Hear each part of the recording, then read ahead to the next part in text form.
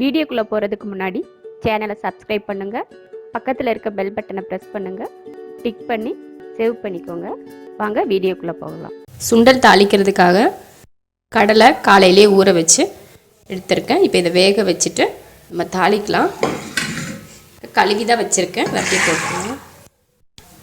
தேவையான உப்பு போட்டு தண்ணி ஊற்றிடலாம். முங்குற அளவுக்கு தண்ணி ஊற்றினா போதும். ஊற்றியாச்சு. இப்போ குக்கர் மூடி போட்டு 3லேருந்து 4 விசில் விட்டோம்னா வெந்துடும். ரொம்பையும் விசில் விட்டு குழஞ்சிராமல் வேக வச்சு எடுக்கணும். தேங்காவை துருவி எடுத்துக்கலாம், வெங்காயம்லாம் கட் பண்ணி எடுத்துக்கலாம்.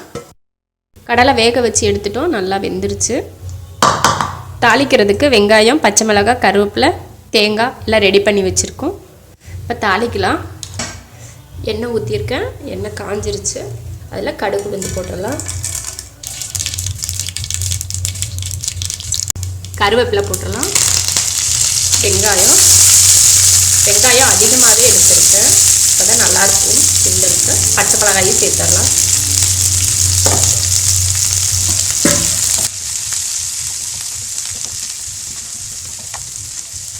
வெங்காயம் ரொம்ப கருக வேண்டாம், வதங்கிருச்சு.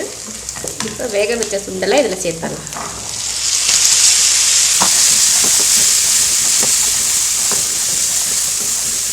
கலந்ததுக்கப்புறம் அடுப்பை ஆஃப் பண்ணிடலாம். இப்போது தேங்காய் சேர்த்துடலாம்.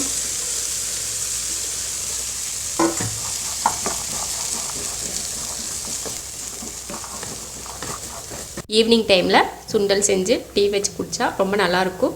நீங்களும் இது போல் ட்ரை பண்ணி பாருங்கள். பிடிச்சிருந்தா லைக் பண்ணுங்கள், மற்றவங்களும் பார்க்கணுன்னு நினச்சா ஷேர் பண்ணுங்கள், மறக்காமல் சப்ஸ்கிரைப் பண்ணுங்கள். நன்றி.